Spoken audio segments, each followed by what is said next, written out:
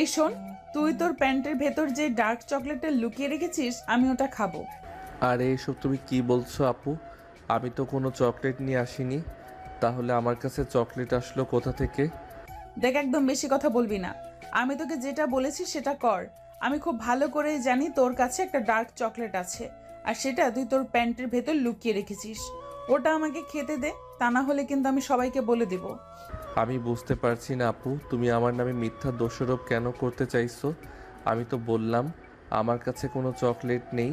তাছাড়া আজ আমি এখানে কোনো চকলেট নিয়ে আসিনি। আমার কাছে যদি চকলেট থাকে তাহলে আমি নিজের থেকে তোমাকে দিয়ে দিতাম। তোমাকে আমার কাছে চাইতে হতো না। দেখ, আমি খুব ভালো করেই জানি তোর কাছে ডার্ক চকলেট আছে। তুই আমাকে ইচ্ছে করে দিচ্ছিস না। আমি তোর ওই চকলেটটা খেতে চাই। তুই এখানে চুপচাপ দাঁড়া, আমি তোর প্যান্ট চেক করে তারপর নিজেই খেয়ে নেব।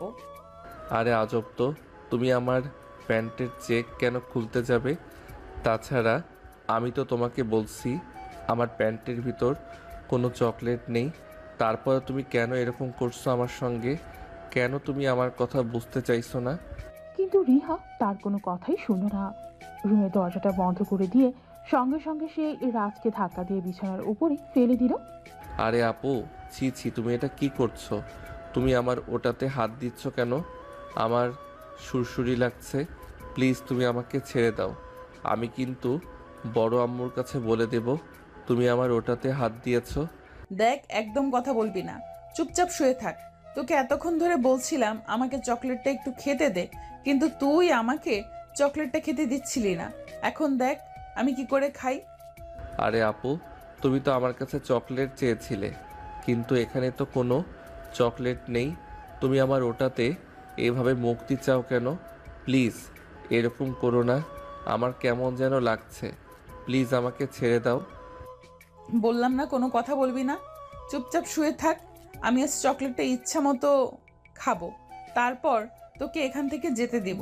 আর যদি তুই একটাও কথা বলিস তাহলে কিন্তু আমি ছোট আম্মুকে দিয়ে তোকে মার খাওয়াবো, মনে রাখিস। দারুণ টেস্ট। তুই একবার আমারটা চেটে দেখবি। তোমার আবার কি চেটে দেখব আমি? দেখো, একদম উল্টাপাল্টা কথা বলবে না তুমি।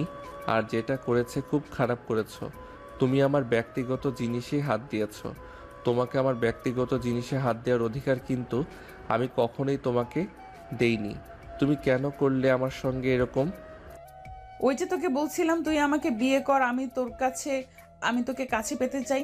তোকে আমার খুব ভালো লাগে আর তোর ওইটা আমার খুব পছন্দ। চলো না আমরা দুজন বিয়ে করে ফেলি। ছি ছি আপু, এসব তুমি কি বলছো? তুমি আমার বড় বোন। তাছাড়া আমি তোমার ছোট ভাই। আমাকে এসব কথা বলতে কি তোমার একটু লজ্জা করে না? নাকি তুমি কেন এরকম বলো তো? দেখ রাজ, তোকে শেষবারের মতো বলছি, একদম আমার কাছে ভালো মানুষ আসতে আসবি না। আমি ভালো মানুষদের একদমই পছন্দ করি না। আমি আমার মতোই থাকতে পছন্দ করি। তোকে আমার খুব ভালো লাগে। তোকে আমার খুব কাছে পেতে ইচ্ছে করে। প্লিজ তুই আমার জামাই হয়ে যা না। আমি আজ বড় আম্মুকে সব বলে দেব। তুমি আমাকে উল্টাপাল্টা কথা বলো নিজের ছোট ভাইকে। এসব উল্টাপাল্টা কথা বলতে তোমার একটু কি লজ্জা করে না? তুমি কেমন বেহায়া মেয়ে মানুষ, আমি সেটাই বুঝতে পারছি না। এই কথা বলতে বলতে নিজের ড্রেস ঠিক করে রাজ কোনো রকমে ওই রুম থেকে বের হয়ে চলে যায়। আর এদিকে রিহা রুমে বসে বসে মনে মনে ভাবতে থাকে রাজকে সে কি করে নিজের করে পাবে। এদিকে রাজ রিহার রুম থেকে বের হতে রিহার আম্মুর সঙ্গে দেখা হয়ে যায়। আর তখনই রাজ কান্না করতে করতে রিহার আম্মুকে বলে, বড় আম্মু, তোমার মেয়ে খুব বাজে। আজ তোমার মেয়ে আমার সঙ্গে খুব খারাপ একটা কাজ করেছে। আমার ওটাতে হাত, ও আমাকে বলে আমি নাকি ওখানে ওর জন্য ডার্ক চকলেট লুকিয়ে রেখেছি, আর তার জন্য সে এরকম করছে। আরে রাজ, এসব তুই কি বলছিস? তোর মাথা ঠিক আছে? নিজের বোনের সম্পর্কে এরকম বাজে কথা বলতে তোর একটু রুচিতে বাজছে না? ছি ছি, তোকে কত ভালো ছেলে মনে করতাম, আর তুই কিনা তলে তলে এই মতলব নিয়ে ঘুরিস, আমার মেয়ের নামে খারাপ কথা বলছিস। বড় আম্মু, তুমি আমায় ভুল বুঝেছ। আমি কোনো মিথ্যা কথা বলছি না, যা সত্য তাই বলছি। তোমার মেয়ে সত্যি আমার সঙ্গে এগুলো করেছে। চুপ কর বেয়াদব মার্কা ছেলে, তোকে এতদিন শুধু বোকা বলতাম, এখন তো দেখছি তুই বোকা না বোকা সেজে ঘুরে বেড়াতে। আর আজ সুযোগ পেয়ে আমার মেয়ের নামে এত বড় মিথ্যা কথা বলছিস। আল্লাহ জানে জীবনে আমি কত বড় পাপ করেছিলাম, যার জন্য আমাকে এই দিন দেখতে হচ্ছে। ছি ছি ছি ছি ছি, তুই এইসব কথা কি করে বলছিস? বড় আম্মু, তুমি আমার কথা বিশ্বাস করো। তুমি আমায় ভুল বুঝতেছো। আমি যা বলছি একদম সত্য কথা বলছি। আমি কোনো মিথ্যা কথা বলছি না। তাছাড়া আপনার নামে আমি কেন মিথ্যা কথা বলতে যাব? সে তো আমার নিজের বোন হয়, তাই না? হ্যাঁ, একদমই তাই। আমি এতদিন তোকে নিজের সন্তানের মতো মনে করতাম, কিন্তু তুই আজ যেটা করেছিস একদম খারাপ করে ফেলেছিস। তুই আমার মেয়ের নামে মিথ্যা কথা বলছিস। দুনিয়াতে আর কোনো মিথ্যা কথা খুঁজে পেলি না, আজ তুই আমার মেয়ের নামে যা ইচ্ছে তাই বলে যাচ্ছিস, আর আমাকে তাই বিশ্বাস করতে হবে? আজ তোর বাবা আসুক বাড়িতে, আমি তোর বাবার কাছে বিচার দেব। আমি আর আমার মেয়েকে নিয়ে তোদের সঙ্গে এই বাড়িতে থাকবো না। এতদিন ধরে তো শুধু তোর মা আমার মেয়েটার পেছনে লেগে থাকতো, এখন দেখছি তোকেও সব কিছু শিখিয়ে দিয়েছে। যাই হোক, কোনো চিন্তা করিস না, আমি আমার মেয়েকে নিয়ে তোদের সঙ্গে আর এক বাড়িতে থাকবো না। এই বলেই মিসেস রাহেলা বেগম মানে আমাদের গল্পের নায়িকার আম্মু ওখান থেকে চলে গেলেন। আসলে ভিউয়ার্স, আমার মনে হয় আপনারা মূল ঘটনাটা বুঝতে পারছেন না। তো চলুন আমি আপনাদেরকে মূল ঘটনাটা বুঝিয়ে বলি। রিহার আব্বু আর রাজের আম্মু আপন দুই ভাই। তাদের বাবা মা বেঁচে নেই। ছোটবেলা থেকেই দুই ভাই অনেক কষ্ট করে এত দূর পর্যন্ত এসেছে। নিজেদের পরিশ্রমের টাকায় বিশাল একটা কোম্পানির মালিক হয়েছেন। তারপর বিয়ে শাদী করে দুজনেই সংসার করছেন। বড় ভাই রাশিদুল ইসলামের মেয়ে রিহা আর ছোট ভাই রোহান ইসলামের ছেলে রাজ।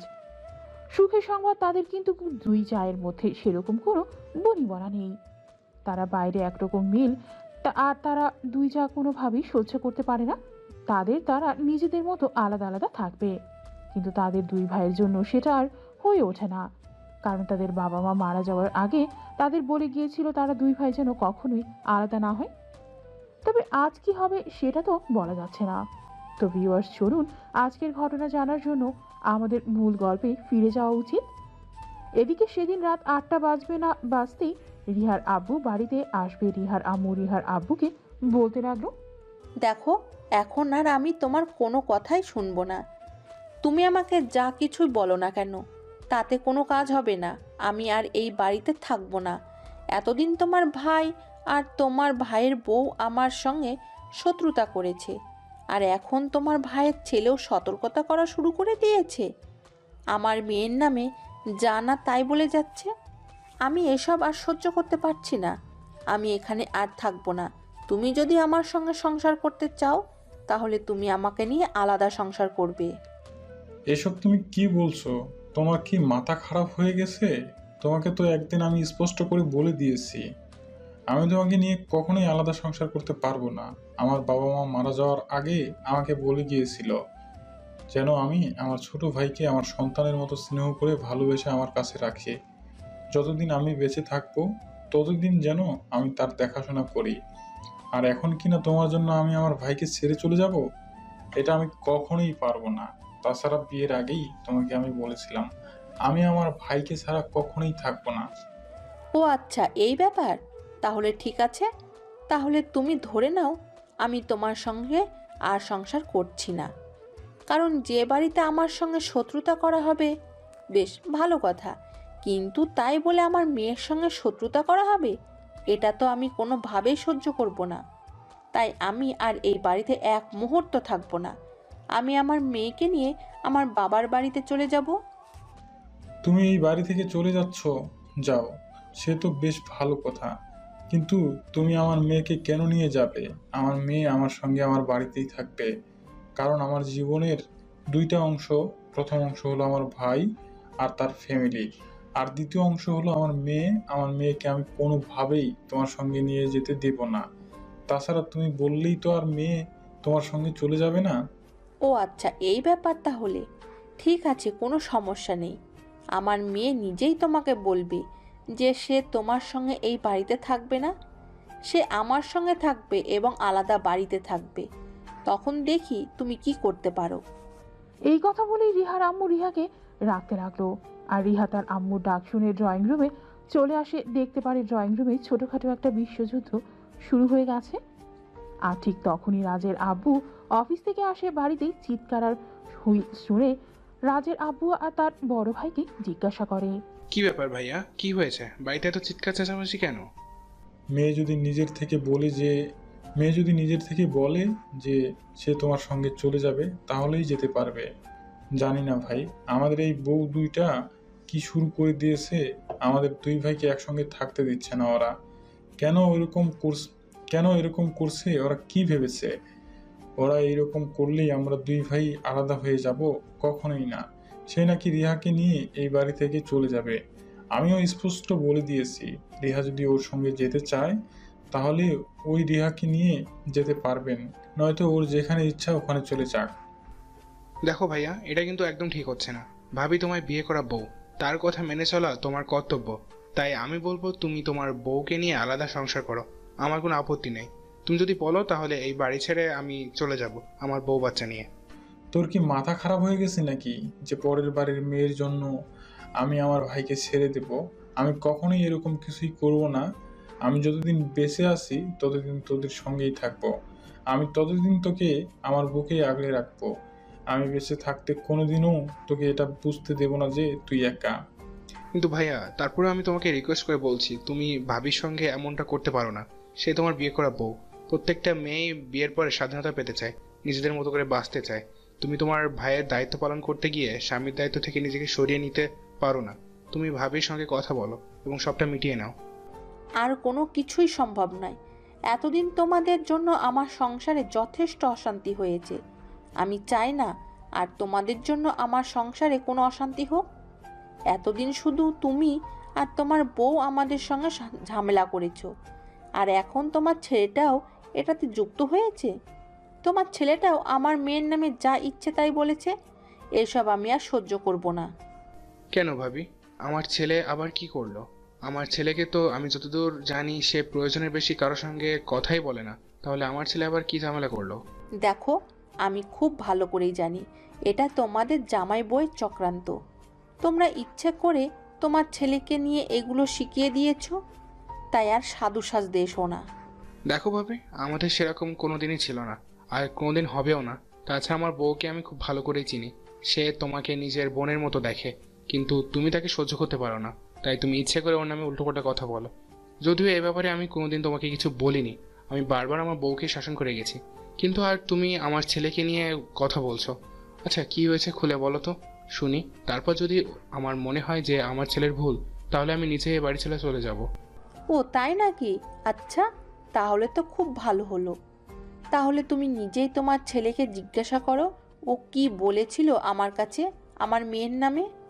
আচ্ছা ঠিক আছে, তুমি ওয়েট করো। রাজ, এই রাজ, কই তুমি? একবার ড্রয়িং রুমে আসো। রাজ তখন নিজের রুমে বসে বসে মোবাইলে ভিডিও গেম খেলছিল। তার বাবার গলার আওয়াজ শুনতে পেয়ে সে মোবাইলটা রেখে ধরে ড্রয়িং রুমে চলে আসে। আর ড্রয়িং রুমে এসে দেখে বাড়ির সবাই সেখানে উপস্থিত। সে অনেকটা অবাক হয়ে তার আব্বুকে বলে, আসসালামু আলাইকুম আব্বু, কি হয়েছে? তুমি এভাবে আমাকে ডাকছো কেন? তাছাড়া তোমরা সবাই এখানে এভাবে রাগান্বিত হয়ে বসে আছো কেন? ওয়ালাইকুম আসসালাম। এখানে সব কিছু তোমাকে নিয়ে হচ্ছে। আচ্ছা, তুমি আমাকে একটা সত্য কথা বলো তো, বাড়িতে কি হয়েছে? তুমি তোমার রিহা আপুর নামে বড় আম্মুর কাছে কি বিচার দিয়েছো? আব্বু, আসলে যা হয়েছে আমি তাই বলেছি। আমি কোনো মিথ্যা কথা বলিনি।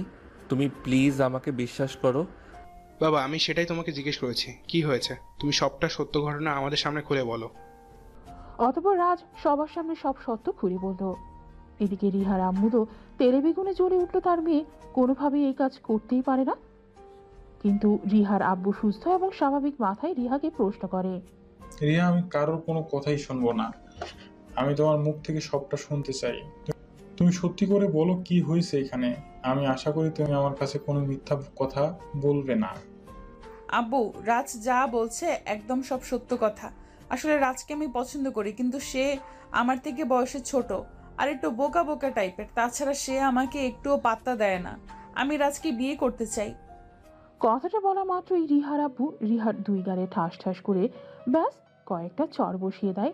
বলতেই লাগলেন, সিসি, তুমি আমার মেয়ে এটা ভাবতেই আমার লজ্জা লাগছে। তুমি আমার মেয়ে হয়ে এসব নোংরা কথা বলতে পারছো? রাজ তোমার ছোট ভাই, আর তুমি কিনা তার সঙ্গে এসব করেছো।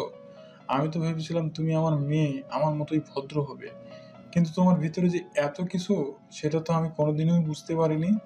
আমার ভাবতেই লজ্জা লাগছে আমি তোমার মতো মেয়ে জন্ম দিয়েছি। আরে ভাইয়া, ওরা দুজনে ছোট মানুষ, ওরা যা করেছে ভুল করেছে। আমরা তো আছি, আমরা এটা ভেবে দেখতে পারি। তাই বলে তুমি রিহার গায়ে হাত তুলবে, এটা কিন্তু তোমার একদমই উচিত হয়নি। তুই কাকে ছোট বলছিস? এই মেয়েটা তার মায়ের মতোই হয়েছে। মানুষের পিছনে পড়ে থাকা ছাড়া আর কোনো কাজ নেই। এই মেয়েটা ভাবলো কি করে সে আমার ভাইয়ের ছেলের নামে এত বড় একটা মিথ্যা কথা বলবে? আর আমি এটা বিশ্বাস করি না, কখনোই না। আমি এটা সহ্য করব না। তোমরা মা মেয়ে দুজনেই আমার বাড়ি থেকে বের হয়ে যাও।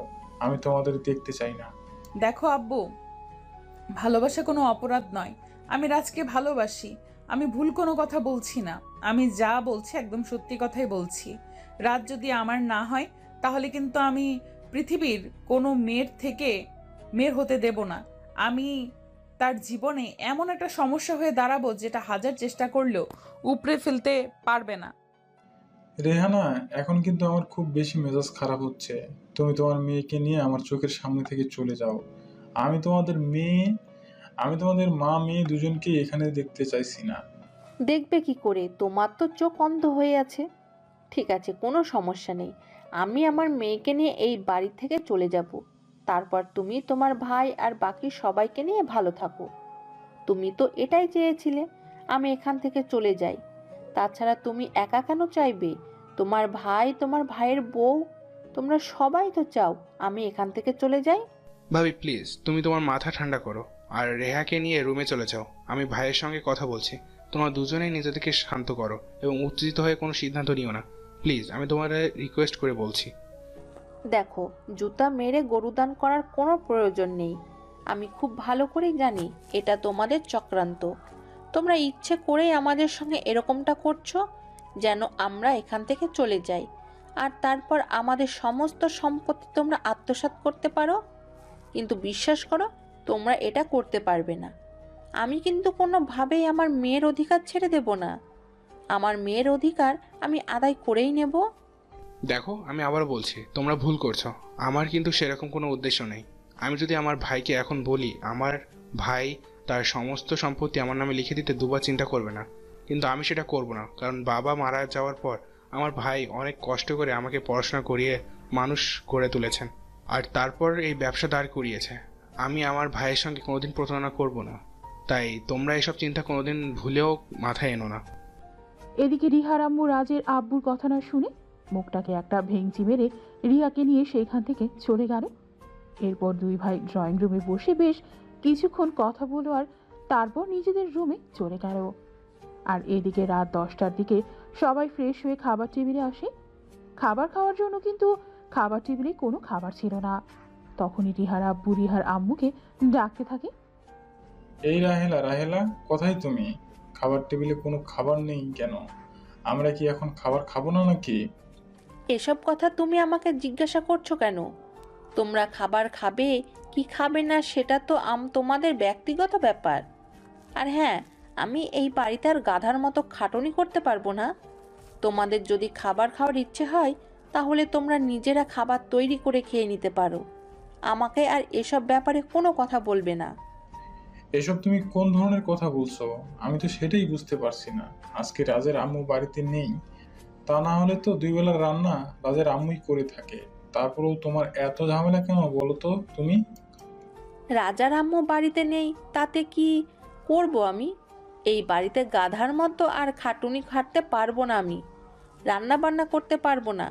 তাকে কেন দুদিন পর পর বাপের বাড়ি চলে যেতে হবে? বাবা মা কি শুধু তারই আছে নাকি? আমার কি কোনো বাবা মায়ের নেই নাকি? দেখো, তুমি কিন্তু ইদানিং খুব বেশি বাড়াবাড়ি করছো। ওর মা অসুস্থ, সে যায় তার মায়ের দেখাশোনা করার জন্য। কেউ নেই তাই সে কয়েকদিন পর পর তার মায়ের সঙ্গে দেখা করতে চায়।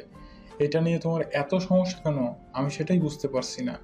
তুমি খাবার রান্না করনি, সেটা আমাদেরকে আগে বললেই পারতে। আমরা রেস্টুরেন্ট থেকে খাবার অর্ডার করে খেয়ে নিতাম। আহা ভাইয়া প্লিজ, তুমিও না একদম এগুলো নিয়ে ঝামেলা করবে না। আমি এক্ষুনি খাবার অর্ডার করছি, আর ফুড পান্ডার অর্ডার করলে কিছুক্ষণের মধ্যেই খাবার চলে আসবে।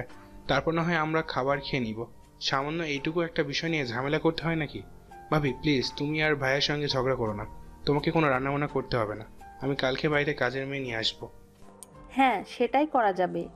একটা কথা মনে রেখো, কাজের মেয়ের বেতন কিন্তু ভুল করেও আমার জামাইয়ের হাত থেকে নেবে না। কাজের মেয়ের যত বেতন দিতে হয় সব তুমি দেবে, আর তা না হলে তোমার বউকে দিয়ে বাড়ির সব কাজ করাবে। এটা মাথায় রেখো। রাজের আব্বু তখন আর রিহার আম্মুর কথায় কোনো উত্তর দিল না। চুপচাপ মোবাইল হাতে নিয়ে অনলাইনে খাবার অর্ডার করে, আর কিছুক্ষণের মধ্যেই খাবার চলে আসার পর সবাই মিলে খাবার খেয়ে নিজেদের রুমে গিয়ে ঘুমিয়ে পড়ল। পরের দিন সকালবেলা ঘুম থেকে উঠেই রাজের আব্বু রাজকে ঘুম থেকে ডেকে তুলল। এই রাজ, তাড়াতাড়ি ঘুম থেকে ওঠো, আমি তোমাকে কলেজে নামিয়ে দিয়ে যাব। আব্বু, আমার শরীরটা আজ ভালো লাগছে না, আমি কলেজে যেতে পারবো না। কেন, তোমার আবার কি হলো? জ্বরটা এসেছে নাকি? তাহলে বলো, আমি ডক্টরকে ফোন দেব, তোমাকে ডক্টর চেক আপ করে নেবেন। হ্যাঁ আপু, আমার শরীরে হালকা জ্বর এসেছে, তবে ডাক্তারকে ফোন দেওয়ার কোনো দরকার নেই, এমনি এমনি ঠিক হয়ে যাবে, আমি মেডিসিন খেয়ে নেব। সেটা বলে হয় নাকি বাবা? এদিকে মা বাড়িতে নেই, তোমার সেবা যত্ন কে করবে? আমি ডাক্তারকে ফোন করে বলে দিচ্ছি, ডাক্তার এসে তোমার চেক আপ করবে, যা ওষুধ লাগবে দিয়ে যাবে। আর তোমার জন্য আমি খাবার অর্ডার করে দিয়েছি, খাবার চলে আসলে তুমি খাবারটা খেয়ে নিও। আর আমি অফিসে চলে যাচ্ছি। তোমার বড় আম্মু কোনো কথা বললে ওনার সঙ্গে কিন্তু কোনো উত্তর দিবে না, এটা আমি তোমাকে বলে গেলাম। ঠিক আছে আব্বু, আমি বড় আম্মুর সঙ্গে কোনো উত্তর দেব না, কিন্তু আপুকে বলে দাও সে যেন আমার কাছে না আসে, আপুকে দেখলেই আমার ভয় লাগে। ঠিক আছে আব্বু, আমি বড় আম্মুর সঙ্গে কোনো উত্তর দেব না, কিন্তু আপুকে বলে দাও সে যেন আমার কাছে না আসে, আপুকে দেখলে আমার ভয় লাগে, সে আমার শরীরে হাত দেয়। রাজ লক্ষ্মী বাবা আমার এমন কথা বলে না, সে তোমার বড় বোন হয়, সে তোমাকে আদর করে ভালোবাসে, তাই তোমার কাছে এসে তোমাকে শরীরে স্পর্শ করে আদর করে দেয়। তাই বলে এগুলোকে খারাপভাবে নিতে হয় না বাবা। কিন্তু বাবা, তুমি আমার কথা বিশ্বাস করো, আপু আমার ওটাতে হাত দেয়, তুমি কেন আমার কথা বিশ্বাস করছো না? চুপ করো বাবা, আমি ডক্টরকে ফোন দিয়ে বলে দিচ্ছি, ডক্টর এসে তোমাকে মেডিসিন দিয়ে যাবে। এখন চুপচাপ শুয়ে থাকো, আর কোনো বাজে কথা বলবে না। আর তুমি যদি এসব বাজে কথা আবার বলো তাহলে কিন্তু আমি তোমাকে খুব বকা দিব। এই কথা বলে তখনই রাজের আব্বু রাজের রুম থেকে বের হয়ে সোজা অফিসে চলে গেলেন। আর এদিকে রাজের আম্মু ছিল তার নানার বাড়িতে। রাজের নানু খুব অসুস্থ ছিল। তখন রাজ নিজের মোবাইলটা বের করে তার আব্বুকে ফোন দেয় আর বলে, আসসালামু আলাইকুম আম্মু, কেমন আছো তুমি? ওয়ালাইকুম আসসালাম বাবা, এই তো আল্লাহর অশেষ রহমতে ভালোই আছি। তোমার কি অবস্থা? তুমি কেমন আছো? তাছাড়া তুমি এই সময়ে ফোন করেছো, কলেজে যাওনি নাকি? আম্মু, আসলে আমার শরীরটা ভালো নেই, শরীরে একটু জ্বর এসেছে, তাই আজ কলেজে যেতে পারিনি। নানুর শরীরের কি অবস্থা? আগের মতোই আছে নাকি আগের চাইতে একটু ভালো? এই তো বাবা, আলহামদুলিল্লাহ আগের চাইতে অনেকটাই ভালো আছে। তোমার নানুকে নিয়ে পড়েছি একটা বিশাল ঝামেলায়। তোমার নানুকে কত করে বলছি আমার সঙ্গে আমাদের বাড়ি চলে যেতে, কিন্তু তোমার নানু কোনোভাবে সেখানে যেতে রাজি হচ্ছে না। সেই জন্যই যত সমস্যা তোমার নানুকে নিয়ে। আমাদের বাড়িতে চলে গেলেই তো কোনো সমস্যা থাকবে না। আমি ওই বাড়িতে থেকেই তোমার নানুর সমস্ত সেবা যত্ন করতে পারতাম। হ্যাঁ আম্মু, তুমি এটাই করো, নানুকে নিয়ে আমাদের বাড়িতে চলে আসো। জানো বড় আম্মু, কাল কিছুই রান্না করেনি, রাতের খাবার আমাদের হোটেল থেকে এনে খেতে হয়েছে। এখনও মনে হয় বড় আম্মু রান্না করবে না, আব্বু বলেছে আমার জন্য রেস্টুরেন্ট থেকে খাবার পাঠিয়ে দেবে, তুমি তাড়াতাড়ি চলে আসো। আমি বাইরের খাবার খেতে পারি না, বাইরে খাবার খেতে আমার একদমই ভালো লাগে না। এসব কি বলছো বাবা? আমি দুদিনের জন্য আমাদের বাড়িতে এসেছি, আর তোমার বড় আম্মু তোমাদেরকে রান্না করে খেতে দেয়নি কেন? সেই রকম করছে। আমি বাড়িতে থাকলে তো আমি সবার জন্যই নিজের হাতে খাবার তৈরি করি, কখনোই তো কাউকে বাইরের থেকে খাবার এনে খেতে হয় না। তাহলে তোমার বড় আম্মু কেমনে করছে? আজ আমি কিছু জানি না আম্মু, বড় আম্মু বলেছে রিহা আপুকে নিয়ে আমাদের বাড়ি থেকে তার নানার বাড়িতে চলে যাবে। তুমি দেরি না করে তাড়াতাড়ি বাড়িতে চলে আসো, আমার এখানে এমনিতেও ভালো লাগছে না, তাড়াতাড়ি চলে আসবে কিন্তু। আচ্ছা বাবা, ঠিক আছে, কোনো সমস্যা নেই। তুমি কোনো চিন্তা করো না, আমি যত তাড়াতাড়ি সম্ভব চলে আসব। তুমি খাবার খেয়ে নিও আর নিজের খেয়াল রেখো। আমি আসতে হয়তো বিকেল হতে পারে। এই কথা বলে রাজের আম্মু ফোন কেটে দিল, আর তারপর তিনি সমস্ত কাজকর্ম শেষ করলেন। আর কাজ শেষ করতে করতে দুপুর গড়িয়ে গেল, আর তারপরেই তিনি বাবার বাড়ি থেকে বের হয়ে পড়লেন নিজের শ্বশুর বাড়ির উদ্দেশ্যে। বাড়িতে এসে পৌঁছাতে পৌঁছাতে প্রায় সন্ধ্যা হয়ে আসতো। তিনি বাড়িতে ঢুকতে ঢুকতেই শুনতে পেলেন, ও ভেবেছে কি ও বাবার বাড়িতে গিয়ে রাজরানীর মতো ঘুরে বেড়াবে আর আমি এখানে চাকরানির মতো কাজ করব? এটা কখনোই হতে পারে না। আমার সঙ্গে এক হাঁড়িতে খেতে হলে আমার বাড়িতে রান্না বান্না থেকে শুরু করে সমস্ত কাজ করতে হবে। তা না হলে আমি কখনো এই মেয়েটার সঙ্গে একসঙ্গে খাবো না, আর এক বাড়িতে থাকবও না। এসব তুমি কি বলছো ভাবি? বাড়িতে সমস্ত কাজ তো আমি করে থাকি, তোমাকে তো কখনোই কোনো কাজ করতে হয় না। তুমি তো শুধু নিজের খাবারটা নিজে নিয়ে খাও, তাছাড়া তো সব কাজই আমি করি। তাহলে আবার এই কথাগুলো বলছো কেন? তাছাড়া আমার মা খুব অসুস্থ, সেই জন্যই তো আমি আমার মায়ের সঙ্গে দেখা করতে গিয়েছিলাম। তুমি তো খুব ভালো করে জানো আমার মায়ের আমি ছাড়া পৃথিবীতে অন্য কেউ নেই। তাহলে যদি আমি আমার মায়ের খেয়াল না রাখি, তাহলে কে আমার মায়ের খেয়াল রাখবে? দেখো, আমি এত কথা শুনতে চাই না। তোকে আমি পরিষ্কার জানিয়ে দিয়েছি, তুই যদি এই বাড়িতে আমার সঙ্গে এক হাঁড়িতে খাবার খেতে চাস, তাহলে বাড়ির সমস্ত কাজ তোকেই করতে হবে। তা না হলে কিন্তু তুই আমার সঙ্গে কোনোভাবেই থাকতে পারবি না। কারণ তোরা মা ছেলে যা শুরু করেছিস, এরপর আমি আর তোদের ভরসা করতে পারছি না। তাই তো আমি চেয়েছিলাম আলাদা হয়ে যেতে, কিন্তু আমার জামাইটা এতই বোকা, এখনো কোনো কিছুই বুঝতে পারে না। সে শুধু তার ভাইকে নিয়েই থাকতে চায়। আমার জামাইটা এরকম কেন, সেটাই তো বুঝতে পারছি না।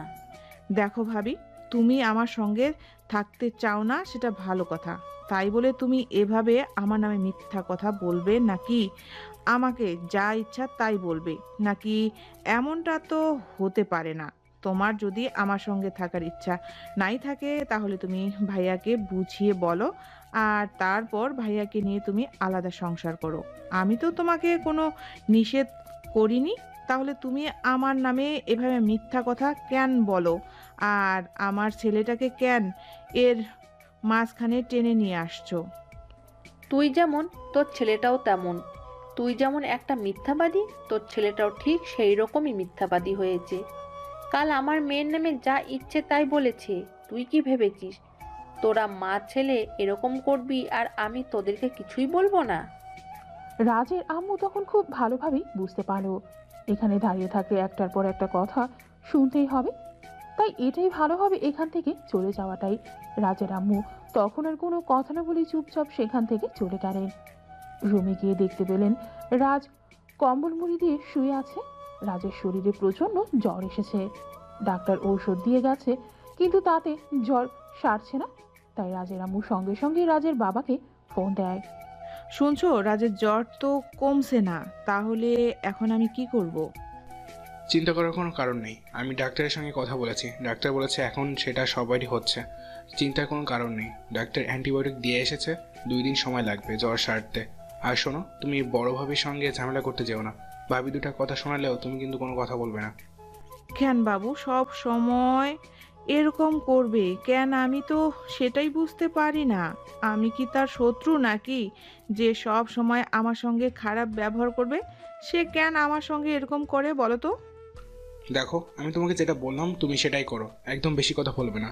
তুমি খুব ভালো করে জানো আমি কুটকাসালি করা একদম পছন্দ করি না। সে তোমার বড় যা হয়, সে তোমাকে একটা কথা বলতেই পারে, তাতে কি মহাভারত অশুদ্ধ হয়ে যাবে নাকি? তুমি কিন্তু ভুল করেও তার সঙ্গে কথা উত্তর দিতে যাবে না।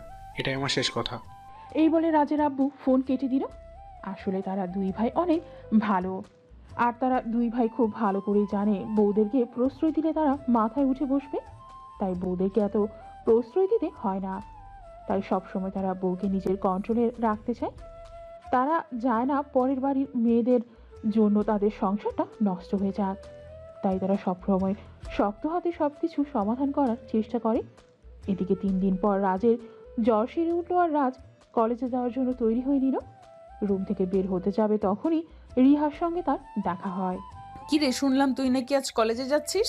হ্যাঁ, অন্য দিনের তুলনায় আজ শরীরটা একটু ভালো লাগছে, তাই ভাবছি আজ কলেজে যাব। তাছাড়া সামনেই তো এক্সাম, এখন যদি ঠিকমতো পড়াশোনা না করি তাহলে তো একদম দিতে পারবো না, আর এক্সাম দিতে না পারলে তো পরীক্ষায় পাশ করতে পারবো না। আচ্ছা ঠিক আছে, তুই আমার সঙ্গে চল, আমি ভার্সিটিতে যাওয়ার সময় তোকে কলেজে নামিয়ে দেব। না, আমি তোমার সঙ্গে যেতে পারবো না। আমি বাইকে যাব, তাছাড়া আমার বাপ আমাকে বাইক কিনে দিয়েছে কলেজে যাওয়া আসা করার জন্য। তাহলে আমি কেন তোমার সঙ্গে যেতে যাব? আমি বাইকে করে যেতে পারবো, কোনো সমস্যা নেই। তুমি তোমার মতো করে চলে যাও, আমি আমার মতো করে চলে যাব। এই বলে রাজ রিহার কথার কোনো পাত্তা না দিয়ে সেখান থেকে বের হয়ে সোজা গ্যারেজ থেকে বাইক বের করতে যাবে। তখনই রিহা রাজের হাতটা ধরে ফেলে আর একটানে নিজের বুকের সঙ্গে মিশিয়ে নেয়। এটা থেকে রাজ অনেকটাই ভয় পেয়ে যায় আর বলে, আরে আপু, তুমি এটা কি করছো? তুমি আমার হাতটা ছেড়ে দাও প্লিজ। আমার কলেজের টাইম হয়ে গেছে, এমনিতেই অনেক দিন ধরে কলেজে যাই না। আজ কলেজে গেলে স্যারের অনেকগুলো কথা শুনতে হবে, তার উপর আবার যদি লেট করে যাই তাহলে তো আর কোনো উপায় থাকবে না। অনেকদিন পর রুম থেকে বের হয়েছিস, তোর রুমে যাওয়ার অনুমতি নেই, তাই যেতে পারিনি। এতদিন পর তোকে চোখের সামনে দেখেছি, এখন কি তোকে এইভাবে ছেড়ে দিতে পারি নাকি? প্লিজ একটু আদর করতে দে। আপু প্লিজ, তুমি আমার সঙ্গে এরকমটা করো না। সেদিন যেটা করেছে সেটাই অনেক। তোমার জন্য আমাকে অনেক কথা শুনতে হয়েছে। শুধু যে আমাকে কথা শুনতে হয়েছে সেরকমটা কিন্তু নয়, আমার বাবাকেও কথা শুনতে হয়েছে। তাই আমি চাই না তুমি এরকম কিছু করো। শোন, তোকে দেখে আমি নিজেকে কন্ট্রোল করতে পারি না। তুই এমন একটা জিনিস যেটা থেকে নিজেকে কন্ট্রোলে রাখা খুবই কষ্টকর, তাই তুই এরকম কেন করিস?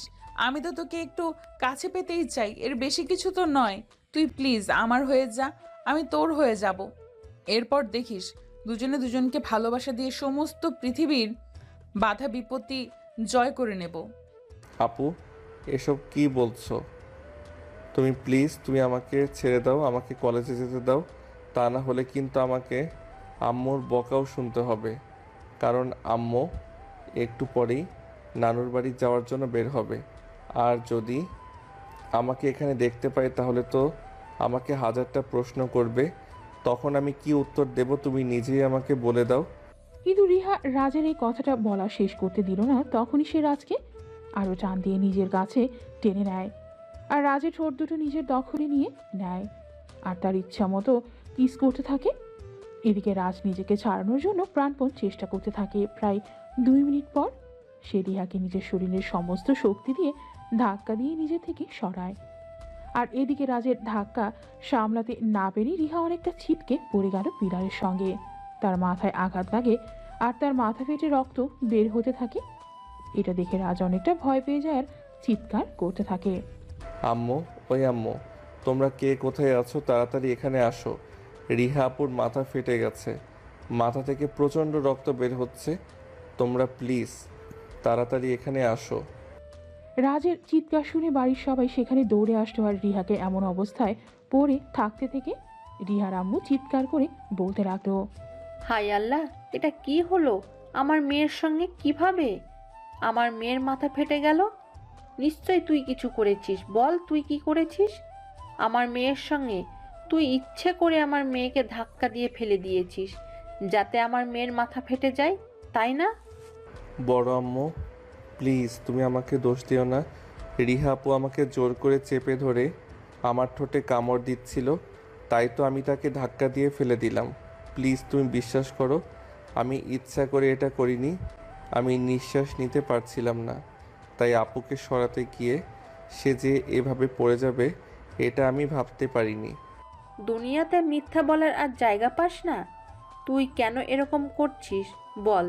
তুই কেন আমার আর আমার মেয়ের পেছনে এভাবে উঠে পড়ে লেগেছিস যাতে আমরা এই বাড়ি ছেড়ে চলে যাই আর সমস্ত সম্পত্তি তোর আর তোর বাবার হয়ে যায়?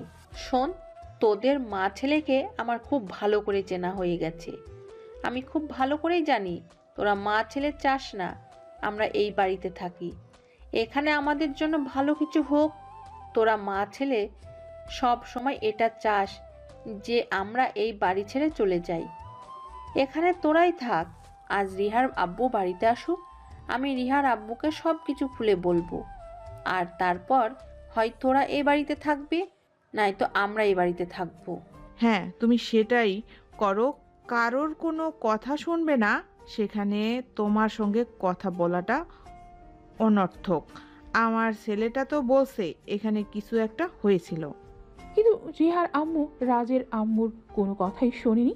তিনি চিৎকার করে সারা বাড়ি মাতিয়ে তুললেন। এদিকে রিহার মাথা থেকে তখনও প্রচণ্ড পরিমাণ রক্ত বের হচ্ছে। তাই রাজের আম্মু তখনই গ্যারেজ থেকে গাড়ি বের করলেন এবং রিহাকে গাড়িতে উঠালেন এবং যত দ্রুত সম্ভব হসপিটালে নিয়ে আসছেন।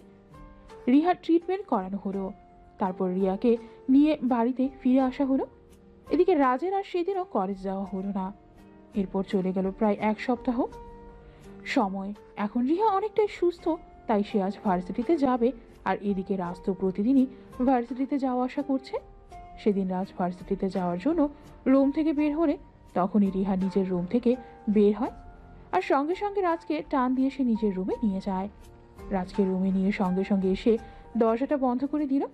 আর এটা দেখে রাজ বলতে লাগলো, দেখো আপু, তুমি অনেক দিন ধরে আমার পেছনে পড়ে আছো, আমার জন্য অনেক সমস্যা তৈরি করেছো। তাই আমি তোমাকে রিকোয়েস্ট করে বলছি, প্লিজ তুমি এরকম কিছু করো না। আর এগুলো আমার আর ভালো লাগছে না। প্লিজ তুমি এবার আমাকে এসব থেকে মুক্তি দাও। আমি তোমার এই অত্যাচারগুলো আর নিতে পারছি না। দয়া করে এসব অত্যাচার থেকে আমাকে মুক্তি দাও। তাহলে চল আমরা বিয়ে করে ফেলি, নয়তো তুই আব্বুকে বল তুই আমাকে ভালোবাসিস, তোর কাছে আমাকে বিয়ে দিয়ে দিতে। আপু, তুমি আমার আপন বোন হও, তোমার সঙ্গে আমার বিয়ে কখনোই হতে পারে না। তাছাড়া আমরা দুজন একই বাড়িতে বড় হয়েছি, আমাদের বাবার আপন ভাই, সেখানে আমাদের বিয়ে কি করে হতে পারে? দেখ, আমি এত কিছু জানতে চাই না, আমার তোকে লাগবে, তোকেই চাই। আর তুই যদি নিজের থেকে আমার কাছে ধরা না দিস, তাহলে তোকে কিভাবে নিজের করে নিতে হবে সেটা আমি খুব ভালো করেই আমার জানা আছে। এখন তুই ভালো করে চিন্তা ভাবনা করে দেখ তোর জন্য কোনটা ভালো হবে। তুই নিজের থেকে আমার হয়ে যাবি, নাকি আমি জোর করে তোকে আমার করে নেব? আপু প্লিজ তুমি আমাকে যেতে দাও।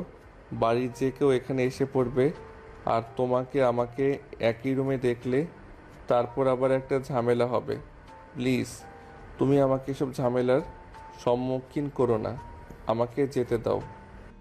এই বলে রাজ রুম থেকে বের হয়ে চলে যেতে চাইবে, কিন্তু রিহা সেটা করতে দিল না। তখনই ধাক্কা দিয়ে বিছানার উপর ফেলে দিল। আর সে রাজের বুকের উপর উঠে বসলো। তখন রাজ নিঃশ্বাস নিতে পারছিল না। আসলে রিহার শরীর স্বাস্থ্য মোটামুটি ভালো, আর রাজ ছিল চিকনা চাকনা একটা ছেলে। রিহার বাসে বইতে পারছিল না, তাই সে অনেক কষ্ট করে রিহাকে বলতে থাকে, আপু প্লিজ তুমি আমার বুকের উপর থেকে নেমে পড়ো, আমার নিঃশ্বাস নিতে খুব কষ্ট হচ্ছে। প্লিজ তুমি নামো। আরে তুই এখনই এসব কথা বলছিস? বিয়ের পর তো তোর আদর ভালোবাসা পেলে আমি অনেক মোটা হয়ে যাব, তখন তুই কি বলবি? আমার নিঃশ্বাস বন্ধ হয়ে যাচ্ছে, প্লিজ তুমি আমার বুকের উপর থেকে নামো। এই কথা বলে রাজ রিহাকে নিজের বুকের উপর থেকেই নামানোর জন্য অনেক চেষ্টা করতে থাকে, কিন্তু কোনোভাবেই পেরে ওঠে না। আর না, আজ আমি তোর কোনো কথাই শুনবো না। আজ আমি খুব ভালোভাবেই বুঝতে পেরেছি, আর যাই হোক তুই কোনোদিনও আমার হবি না, আমার কথা কোনোদিনও শুনবি না। তাই তোকে যেইভাবেই হোক আমার করে নিতেই হবে।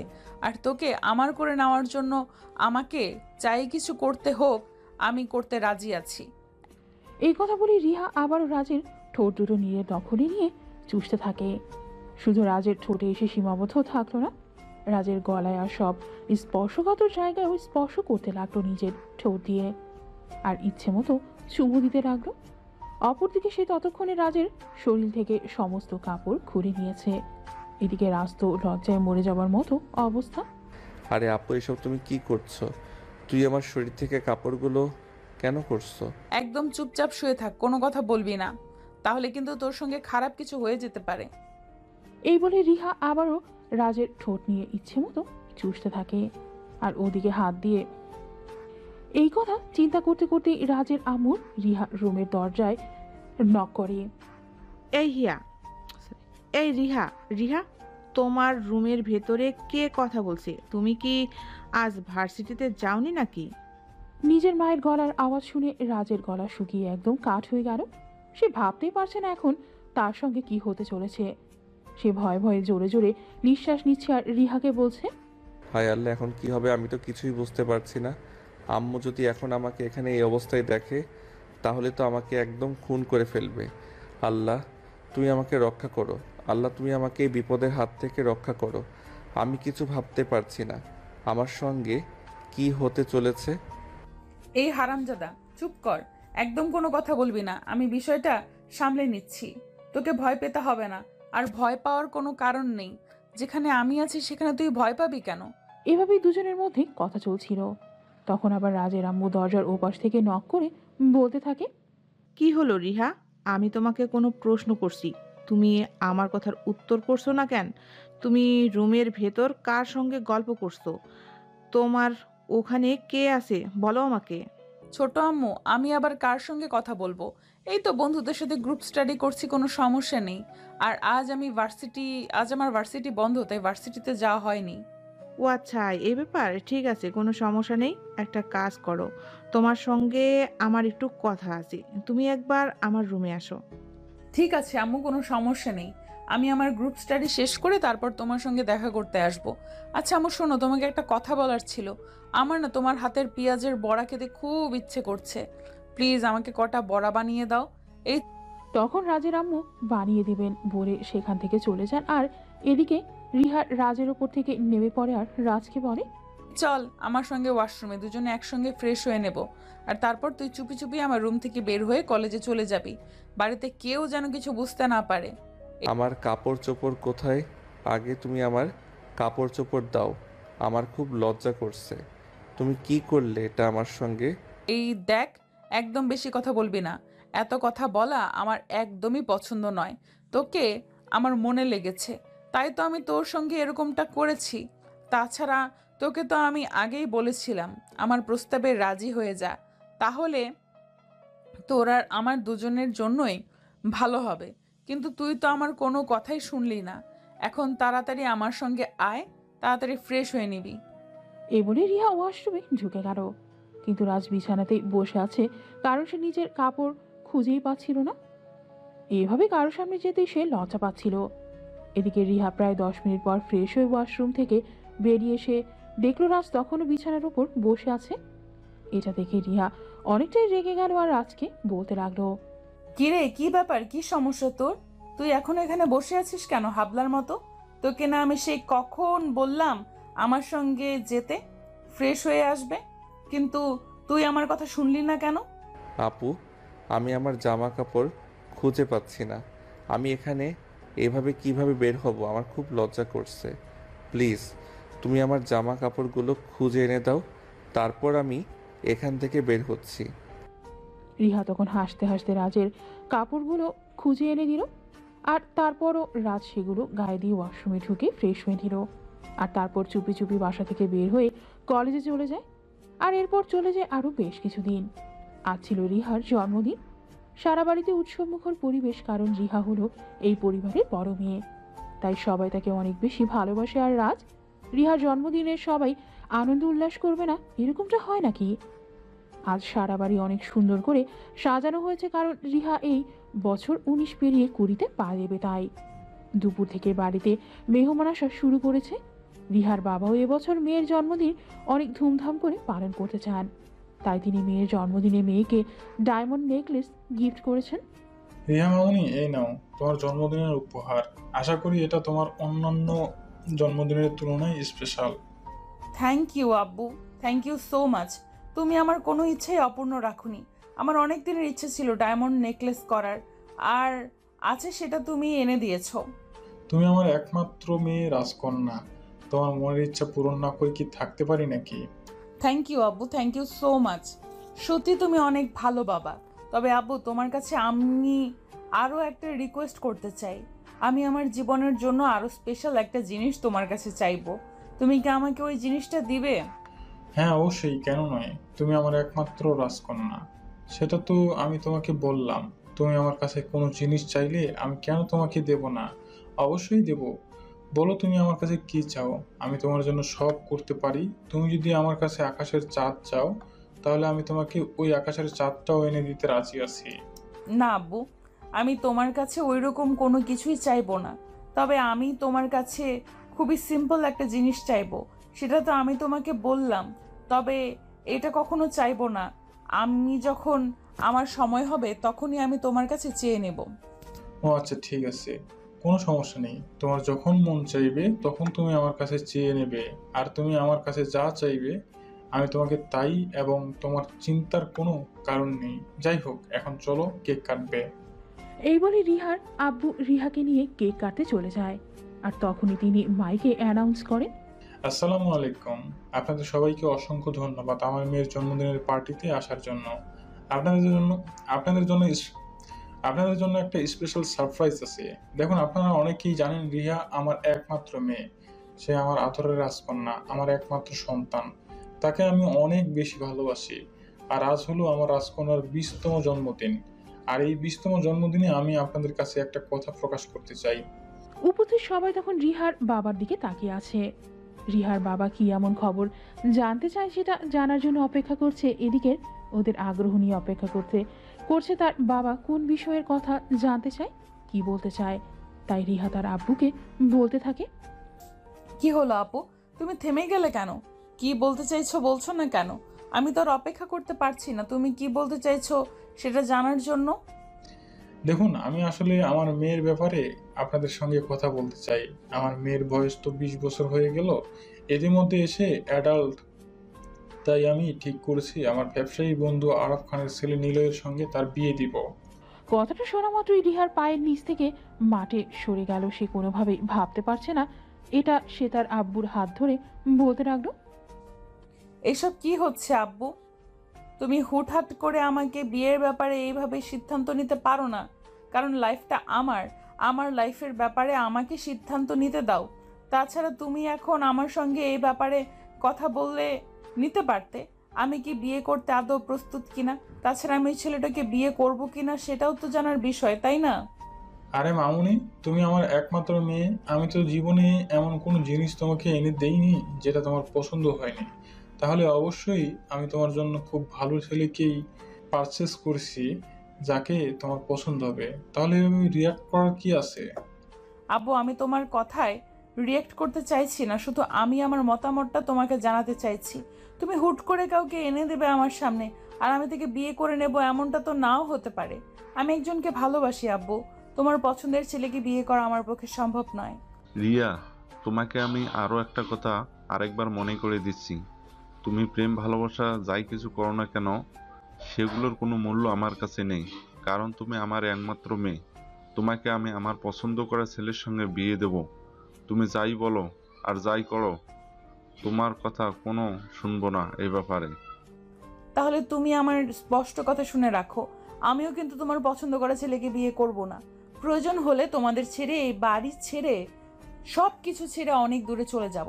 প্রয়োজন হলে সারা জীবনে আর কোনো দিনও তোমাদের কাছে আসবো না।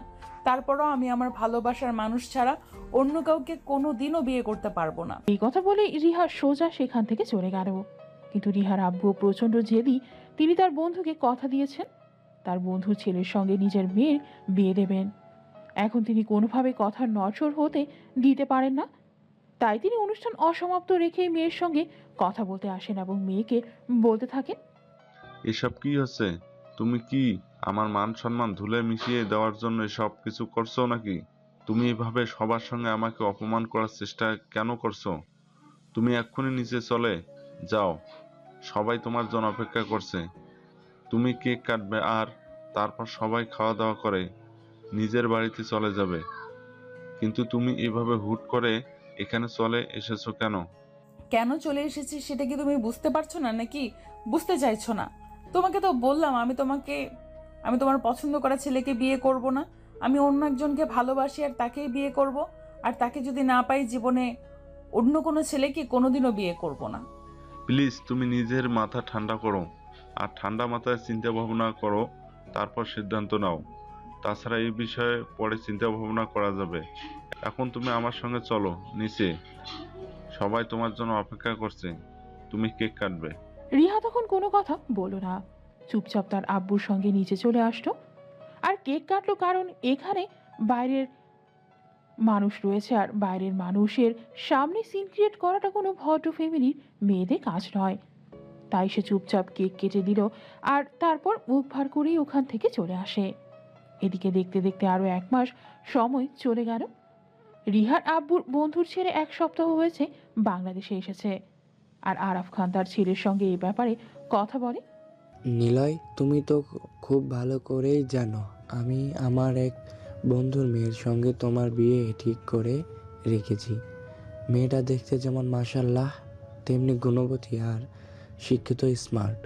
আমি যে তোমার একমাত্র সন্তান, তুমি ছোটবেলা থেকে অনেক কষ্ট করে লালন পালন করে আমাকে মানুষ করছো, বিদেশে রেখে পড়াশোনা করিয়েছো। তুমি আমাকে যা বলবে আমি তাই করব।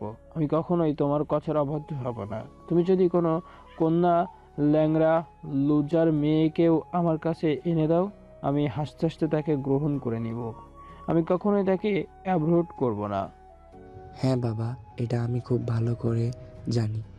তোমার উপর আমার সম্পূর্ণ ভরসা ছিল, তাই তো আমি আমার বন্ধুকে কথা দিতে পেরেছিলাম। যাই হোক, এ যুগের ছেলে মেয়ে বলে কথা।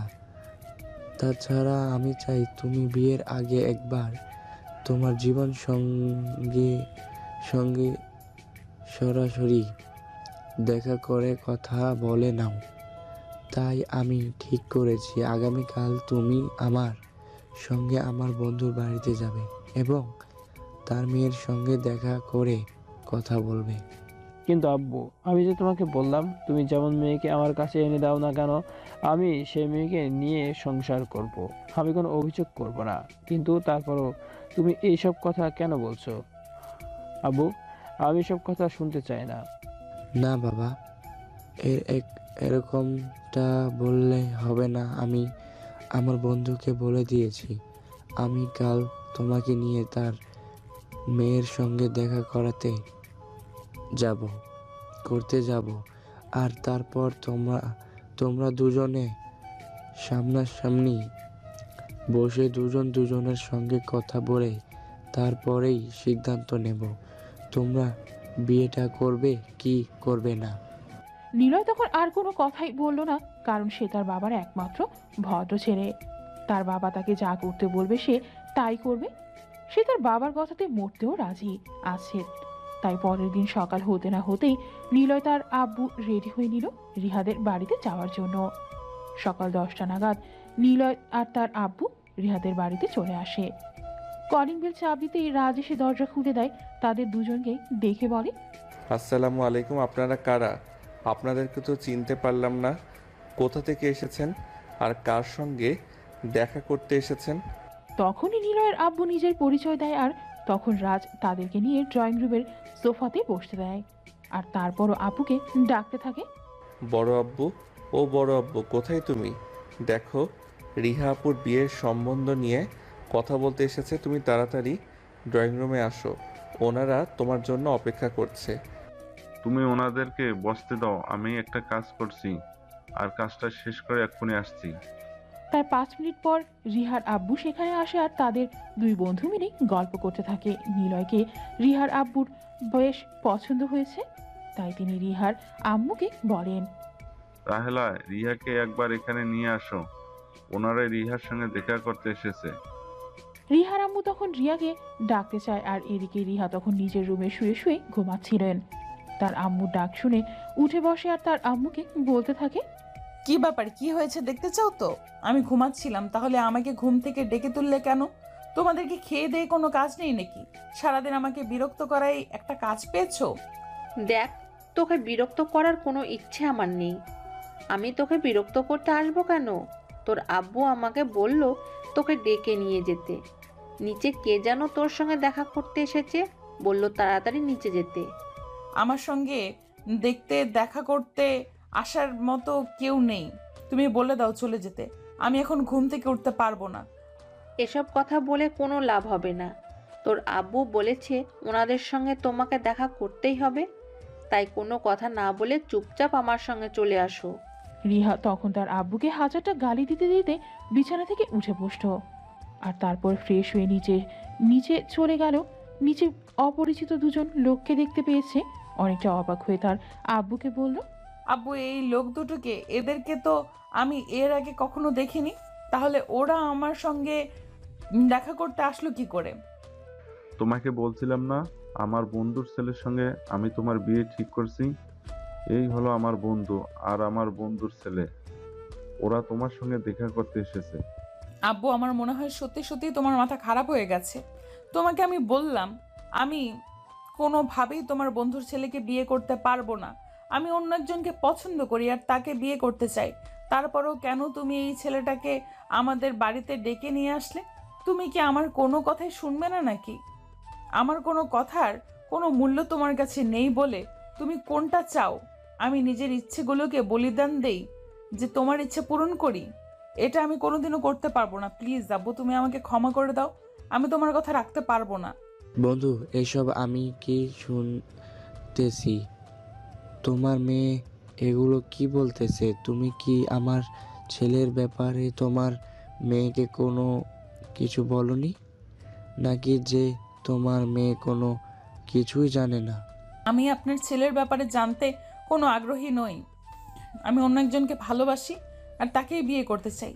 এখানে আপনার ছেলে যদি মুকেশ আম্বানিও হয়, তারপরও আমি দ্বিতীয়বার ভেবে দেখব না। আপনি আপনার ছেলেকে নিয়ে চলে যেতে পারেন। আমি আপনার ছেলেকে কোনোদিনও বিয়ে করতে পারবো না। আশা করি আপনি আপনার উত্তর পেয়ে গেছেন। এখন চুপচাপ নিজের ছেলেকে নিয়ে এখান থেকে চলে যান। এটাই আপনার জন্য সবচাইতে ভালো হবে। এরপর আমি আপনার সঙ্গে কোনো কথা বলতে চাই না। আশা করি আপনি ভদ্রলোক, ভদ্রতার পরিচয় দিবেন। রিহার এমন কর্মকাণ্ডে উপস্থিত সবাই অনেকটা হতভম্ব হয়ে গেছে।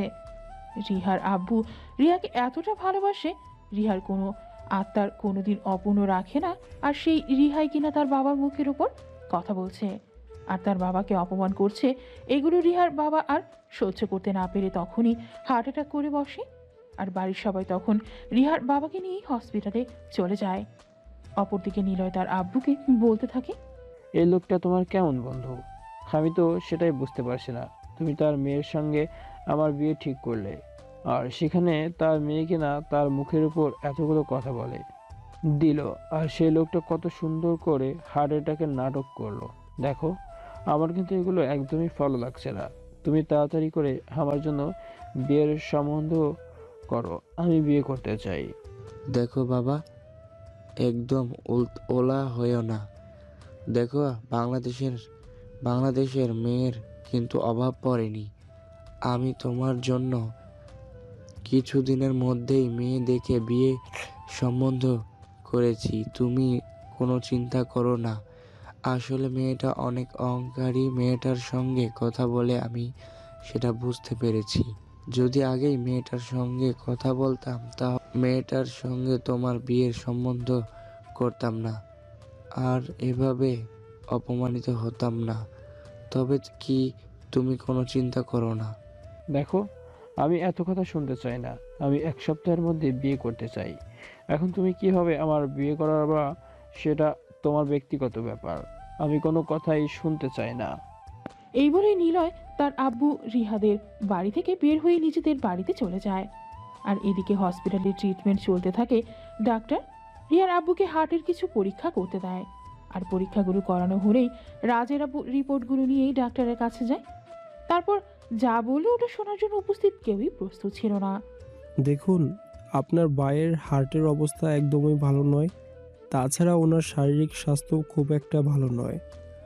আমার মনে হয় ইদানিং উনি অনেক দুশ্চিন্তাগ্রস্ত আছেন। আপনারা ওনার কথা মতন চলুন। আর আমার মনে হয় উনি বেশি দিন বাঁচবেন না। ওনার কিডনি দুটো ড্যামেজ হয়ে গেছে। এসব কি বলছেন আপনি ডাক্তার? আমার ভাইয়ের কিছু হতে পারে না। আপনি আমার ভাইয়ের পরীক্ষাগুলো আর একবার করে দেখুন। আপনার রিপোর্ট হয়তো ভুল এসেছে। দেখুন, আমি যা বলছি একদম ঠিক কথাই বলছি। আর আমি টেস্টগুলো অনেক ভালো করে দেখেছি, কোনো ভুল কথা বলছি না। আপনার ভাইয়ের কিডনি দুটো ড্যামেজ হয়ে গেছে, আর হার্টের অবস্থাও ভালো নয়। উনি বেশি হলে 2 মাস বেঁচে থাকবেন, এরপর আর উনি পৃথিবীতে থাকবেন না। আমি এই কথা বিশ্বাস করতে পারছি না। আমার মনে হয় আপনাদের মেশিনের সমস্যা আছে। আমি অন্য হসপিটালে নিয়ে যাব, আর সেখানে আমি আমার ভাইয়ের পরীক্ষা নিরীক্ষা করাবো। আমার ভাইয়ের এরকম কিছু হতেই পারে না। দেখুন, আপনার যা ইচ্ছা আপনি তাই করাতে পারেন, কিন্তু রিপোর্ট একদম ঠিক আছে। আর আমাদের মেশিনেও কোনো সমস্যা নেই। আমরা যা বলছি একদম সত্য কথা বলছি। তাছাড়া আমরা আপনাকে মিথ্যা কথা কেন বলতে যাব? আপনাকে মিথ্যা কথা বলে কি আমাদের আরও কোনো লাভ আছে? আমাদের তো কোনো লাভ নেই। তাহলে আপনাকে মিথ্যা কথা কেন বলতে যাব? আপনি নিজেই বলেন। ডাক্তারের কথা শুনে রাজের আপু কান্না করতে করতে এটা দেখে রাজ তার আব্বুর পাশে এসে দাঁড়ায় আর তার আব্বুর কাঁধে হাত রেখে বলতে থাকে, আব্বু চিন্তা করো না, আল্লাহর ফয়সালা আমাদেরকে মেনে নিতে হবে। আল্লাহ যেটা ভালো মনে করেন সেটাই হবে। আমরা তো আল্লাহর উপর গিয়ে কোনো কিছু করতে পারবো না। বাবা, এটা মেনে নিতে পারছি না। তুমি জানো, আমার জন্মের পর থেকে আমার মা বাবাকে হারিয়ে ফেলেছি। আমার ভাই আমার জন্য কত কষ্ট করেছে, আর এখন কিনা সেই ভাই আমাকে ছেড়ে চলে যাবে। এটা আমি মেনে নিতে পারছি না। আল্লাহ, তুমি আমাকে উঠিয়ে নাও, কিন্তু তার বিনিময়ে আমার ভাইকে রেখে যাও। আমার ভাইকে ছাড়া আমি এক সেকেন্ডের পৃথিবীতে থাকতে চাই না। প্লিজ তুমি নিজেকে শান্ত করো, এরকম করো না। আল্লাহর কাছে দোয়া করো, আল্লাহ যেন ভাইজানকে বাঁচিয়ে রাখে। নামাজ পড়ো, আর নামাজে আল্লাহর কাছে এটাই চাও, আল্লাহ কখনোই কাউকে নিরাশ করে না। দেখো। অতপর আরও 3 দিন চলে গেল। 3 দিন পর রিহার আব্বুকে হসপিটাল থেকে রিলিজ করা হলো আর তারপর বাসায় নিয়ে আসা হলো। আর এদিকে রিহা 2 দিন তার আব্বুর সঙ্গে দেখা করতে গেলেও রাহেলা বেগম একটাবারও নিজের স্বামীর সঙ্গে দেখা করতে হসপিটালে যাননি। তিনি এক আকাশ সমান অভিমান নিয়ে বাড়িতে বসে আছেন। বাড়িতে আসা মাত্রই তিনি রাজের আব্বুকে উদ্দেশ্য করে বলতে থাকেন, তোমার জন্য সব কিছু হয়েছে, আর যদি তুমি না থাকতে তাহলে এইসব কিছুই হতো না। আমার স্বামী একদম ভালো থাকতো আর সুস্থ থাকতো। তুমি ইচ্ছে করে আমার স্বামীকে সব সময় প্যারাই রাখো, আর সেই জন্যই আজ আমার স্বামীর সঙ্গে এত বড় একটা দুর্ঘটনা ঘটে গেল। ভাবি, এখানে আমার দোষ তুমি কোথায় খুঁজে পাচ্ছ? আমি এখানে কি করলাম? বাড়িতে যখন মেহমান এসেছিল আর ভাইয়ের সঙ্গে কথা বলছিল, তখন তো আমি বাড়িতেই ছিলাম না। আমি তো অফিসের কাছে ব্যস্ত ছিলাম। তাহলে তুমি এখানে আমার দোষ কোথায় পাচ্ছ? তুমি কি আমাকে বোকা পেয়েছো নাকি? আমি সব কিছুই বুঝতে পারি। এসব কিছুর পেছনে তোমার হাত আছে। যেখানে তোমরা সবাই জানতে আমার মেয়ের অন্য একটা ছেলেকে পছন্দ করে, সেখানে কেন আমার মেয়ের জন্য তোমরা সম্বন্ধ আনতে গেলে? তখন রাজের বাবা রিহার আম্মুকে বুঝিয়ে কিছু বলতে গেলেন, কিন্তু রিহার আম্মু কোনো কথাই শুনলেন না। উল্টে তিনি রাজের আব্বুর সঙ্গে ঝগড়া বেঁধে দিলেন। রাজের আব্বু তখন আর রিহার আম্মুর সঙ্গে কোনো কথা না বলেই নিজের রুমে চলে যান, কারণ তিনি খুব ভালো করে জানেন এখন রিয়ার আম্মুর কথা শুনে বলতে গেলেই 5টা কথা শুনতে হবে, তার সাথে বরং চুপ থাকাই উত্তম। তাছাড়া রিহার আম্মুর সঙ্গে কথা বলা একদমই অনর্থক। এই মহিলা শুধু ঝগড়াই করতে জানে। এখন ঝগড়া করার মতো কোনো মন মানসিকতা আর রাজের আব্বুর নেই, কারণ তিনি একমাত্র ভাইকে হারাতে বসেছেন। এই মুহূর্তে ভাইয়ের চাইতে ইম্পর্টেন্ট তার কাছে আর কোনো কিছুই নেই। অপরদিকে 2 দিন পর রিহার আব্বু মোটামুটি সুস্থ হয়। তখন রিহার আম্মু রিহাকে নিজের রুমে ডেকে নেন আর বলেন, রিয়া, আমি তোমার বাবা, আমি তোমার জন্য সবকিছুই করতে পারি। তুমি তো আমাকে বলছিলে তুমি অন্য একটা ছেলেকে পছন্দ করো। তুমি কোন ছেলেকে পছন্দ করো সেটা আমার কাছে বলো। তুমি যেই ছেলেকে পছন্দ করো আমি তোমাকে তার হাতে তুলে দেব। যেন আমার সময় খুব একটা নেই, আমি বেঁচে থাকতে থাকতেই তোমার একটা ব্যবস্থা করে যেতে চাই। বাবা, তুমি সত্যি আমাকে ভালোবাসো আর আমার কথা রাখো, তাহলে আমি তোমাকে বলতে পারি আমি কাকে পছন্দ করি আর কাকে ভালোবাসি। এই কথা বলে রিহা তার বাবাকে সমস্ত ঘটনা আর সব কথা খুলে বলে। সবকিছু শুনে রিহার আব্বু তাকে বলে, এসব তুমি কি বলছো মা? তোমার কি মাথা খারাপ হয়ে গেছে? রাজ তোমার ছোট ভাই, সে আমার আপন ভাইয়ের ছেলে। তাছাড়া সে তোমার সাথে 3 বছরের ছোট। তুমি এসব কথা ভাবছো কি করে? আমি কোনো কিছু জানি না আপু, আমি তাকে ভালোবাসি। তাকে দেখলে আমার মনের ভেতর কেমন যেন একটা ফিলিংস চলে আসে, তাকে কাছে পেতে ইচ্ছে করে। আমি রাজকে যদি বিয়ে করতে না পারি তাহলে পৃথিবীর কোনো ছেলেকে আমার শরীরে স্পর্শ করতে দিব না, কারণ আমি আমার সতীত্ব আর বাকি সব কিছু রাজকে দিয়ে দিয়েছি। এখন শুধু আমার দেহটাই পড়ে আছে। চুপ করো তুমি, এগুলো আমি আর শুনতে পারছি না। তোমার যদি রাজকে বিয়ে করার ইচ্ছে থাকে তাহলে আমি তাই করব, কিন্তু তারপরও তুমি ভালো থাকো, কারণ তুমি তো আমার মেয়ে। তুমি আমার কথা না মানলেও তোমাকে তো আমার কথা মানতেই হবে। অতপর রিহার আব্বু রাজের আব্বুকে নিজের রুমে ডেকে নেন আর সবকিছু খুলে বলেন।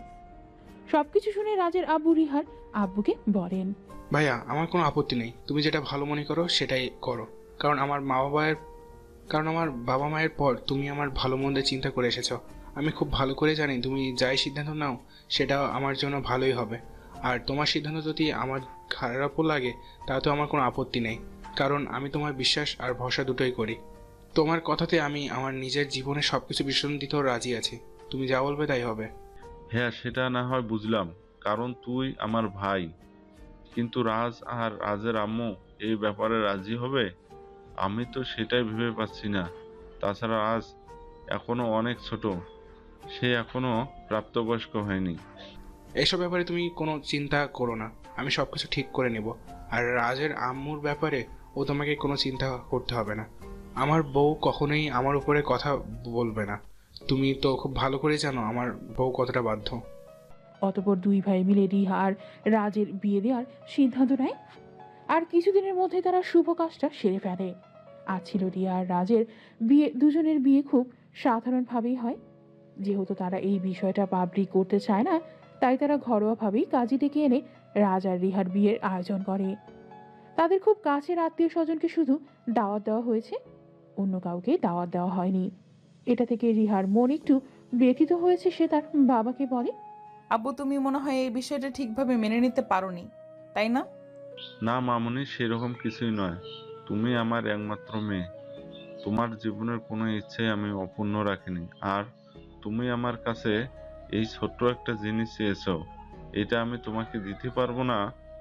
তোমার জন্য আমি সবকিছুই করতে পারি।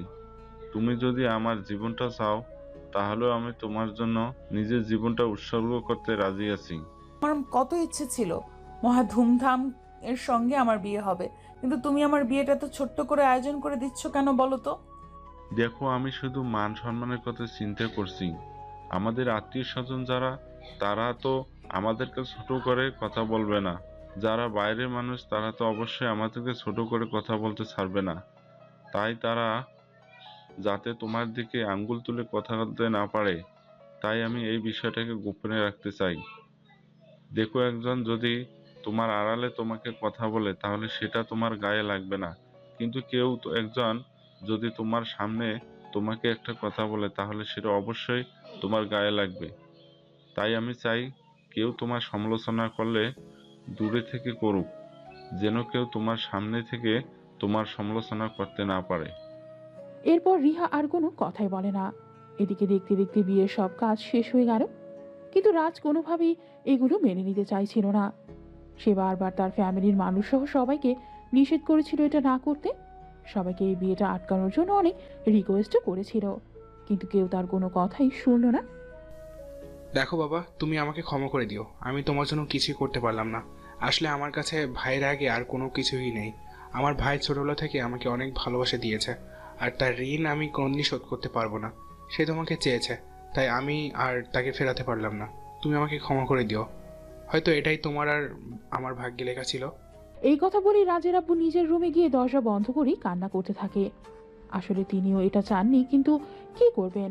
ভাইয়ের অনুরোধ বলে কথা তিনি এটা ফেলতে পারবেন না। যেভাবেই হোক তাকে এটা রাখতেই হবে। যাই হোক, এদিকে বিয়েটা হয়ে গেলে অবশেষে রাজকে কবুল বলতেই হলো, কারণ তার সঙ্গে আর কোনো পথ খোলা ছিল না। এদিকে রাজের রুমটা আজ মোটামুটি ভাবে সাজানো হয়েছে। যেহেতু এই বিয়েতে ফ্যামিলির কারণে তেমন কোনো মত নেই, রাজ নিজের রুমে সেই ব্যালকনিতে গিয়ে বসে আছে। তার কোনো কিছুই ভালো লাগছে না, চুপচাপ বসে আছে। আর এদিকে তখনই রুমে আসে রিহা। রুমে এসে সঙ্গে সঙ্গে দরজাটা বন্ধ করে দেয়। এদিকে দরজা বন্ধ করার আওয়াজ রাজ পেয়ে রাজ পেছনে ফিরে তাকায়। রিহাকে দেখতে পেয়ে সে দৌড় দিয়ে রিহার পা জড়িয়ে ধরে বলতে থাকে, আপু প্লিজ, তুমি আমার সঙ্গে এরকমটা করো না। তুমি এক্ষুনি আমার রুম থেকে বের হয়ে চলে যাও। আমি তোমার সঙ্গে থাকতে চাই না, প্লিজ। তুমি কেন বিয়ে করেছো আমাকে? তোকে আমি আমার করে পাবো, এটা আমার অনেক দিনের স্বপ্ন। তুই আমার সাথে উল্টাপাল্টা কিছু করিস না। এমনিতে আমার মাথা মেজাজ কোনোটাই ঠিক না। অনেক ইচ্ছে ছিল মহা ধুমধাম করে আমার বিয়ে হবে, কিন্তু কোনোটাই তো হলো না। তাই তোকে রিকোয়েস্ট করে বলছি, এমন কিছু করিস না যাতে আমার মেজাজ খারাপ হয়। আপু, তুমি তো আমার পুরো জীবনটাই নষ্ট করে দিচ্ছ। তুমি কেন করছো আমার সাথে এরকমটা? আমি সমাজে মুখ দেখাবো কি করে? সবাই বলবে আমি নিজের স্বার্থের জন্য নিজের বোনকেই বিয়ে করেছি। তুমি আমাকে এত বড় অপমানের ভাগিদার করো না প্লিজ। এটাকে যদি তোর অপমান মনে হয় তাহলে আমি তোকে বলবো আমি আমার ভালোবাসার ভাগ কাউকে দিতে চাই না, আর আমি আমার ভালোবাসার ভাগ কখনো কাউকে দিতে পারবোও না। তাই এটা করা ছাড়া আমার আর কোনো উপায় ছিল না। আমি তাকে অনেক অনেক বেশি ভালোবাসি। তোকে আমার সঙ্গে অন্য কারোর হতে দিতে আমি কোনো দিনই পারবো না। তাই তোকে নিজের করে নিয়েছি, যাতে আমার এই ভালোবাসার ভাগ কখনো কাউকে দিতে না পারি। রাজ অনেক রিকোয়েস্ট করে রিহা যেন রাজের রুম থেকে বের হয়ে রিহার নিজের রুমে চলে যায়, কিন্তু রিহা রাজের কোনো কথাই শুনল না। সে রাজের পাঞ্জাবির কলার টেনে ধরে এনে বিছানার উপর বসায়। তারপর ড্রেসিং টেবিলের উপরে রাখা দুধের গ্লাসটা রাজের দিকে এগিয়ে ধরে আর বলে, এই দেখ, এত কথা বলিস না, চুপচাপ এই দুধের গ্লাসটা নিয়ে খেয়ে নে, আর তারপর চল। আজ তোকে নিজের করে পেয়ে গেছি, সেটা যেভাবেই হোক। আজ তোর সঙ্গে ইচ্ছা মতো রাতে T20 খেলবো। না, আমি এটা খাবো না। তুমি মনে হয় এটার সঙ্গে উল্টাপাল্টা কিছু মিশিয়ে এনেছো। এটা খেলে তারপর তুমি আবার ওই দিনের মতো আমার সঙ্গে উল্টাপাল্টা কাজ শুরু করে দেবে। তাই তুমি যাই বলো আর যাই কিছু করো, আমি এটা কোনোভাবেই খাবো না। রাজ এমন কথা শুনে রিহার মেজাজ অনেক গরম হয়ে যায়। তাই সে ঠাস করে রাজের গালে একটা চড় বসিয়ে দিয়ে বলতে থাকে, দেখ, একদম আমার মেজাজ গরম করিস না। তোকে তো বললাম এটা খেয়ে নে, এর মধ্যে খারাপ কিছু নেই। তাছাড়া আমি তোকে ভালোবাসি, আমি খারাপ কিছু তোকে কেন খাওয়াতে যাব? এদিকে ফর্সা গায়ের রং রাজের থাপ্পড় খেয়ে গালটা একদম টমেটোর মতো লাল হয়ে গেছে। আর এদিকে রাজ রিহাকে অনেকটাই ভয় পায়, তাই সে আর কোনো কথা না বলে চুপচাপ ঠক ঠক করে গ্লাসের সবটা দুধ খেয়ে নিল। আর তারপর বলল, আপু, আমার খুব ঘুম পেয়েছে, আমি ঘুমাবো প্লিজ। এবার আর তুমি আমাকে কোনো বিরক্ত করো না প্লিজ, আমাকে একটু শান্তি মতো ঘুমাতে দাও। বললাম তো তোকে আজ সারা রাত তোর সঙ্গে T20 ফাইনাল ম্যাচ খেলবো। তাহলে তুই এত কথা কেন বলছিস বলতো? কোনো কথা বলবি না, মুখ বন্ধ রাখ। কিন্তু এদিকে রাজ রিয়াকে ভয় পেয়ে একদম কান্না করা শুরু করে দিয়েছে। সে কোনোভাবেই নিজেকে ঠিক রাখতে পারছে না। তার খুব ভয় লাগছে রিহা যদি সত্যি সত্যি তার সঙ্গে খারাপ কিছু করে। তাছাড়া সে আরও একটা বিষয় ভেবে খুব কান্না করছে, কারণ রিহা সেদিন তার সঙ্গে যা করেছিল আজ যদি আবার সেই একই কাজ করে। অপরদিকে রাজের ভাবনার বিচ্ছেদ ঘটিয়ে রিহা আজকে তাকে ধাক্কা দিয়ে বিছানার উপর ফেলে দেয়। তারপর সেদিনের মতোই রাজের বুকের উপর উঠে পড়ে। আর এটা দেখেই রাজের বুক ধক ধক ধক ধক করতে থাকে, কারণ রাজ কিছুটা আন্দাজ করতে পারে তার সঙ্গে কি হতে চলেছে। তাই সে আবার রিয়াকে রিকোয়েস্ট করে বলতে থাকে, প্লিজ আপু, তুমি আমার উপর থেকে নেমে যাও, আমার সঙ্গে আর ওগুলো করো না যেগুলো সেদিন করেছিলে। কিন্তু রিহা তার কোনো কথা না শুনেই তার ঠোঁট দুটোর উপর আক্রমণ করে। আর তারপর রাজের পুরো শরীরেই হাত দিতে শুরু করে। এভাবে চলতে থাকে প্রায় আধ ঘন্টা ধরে।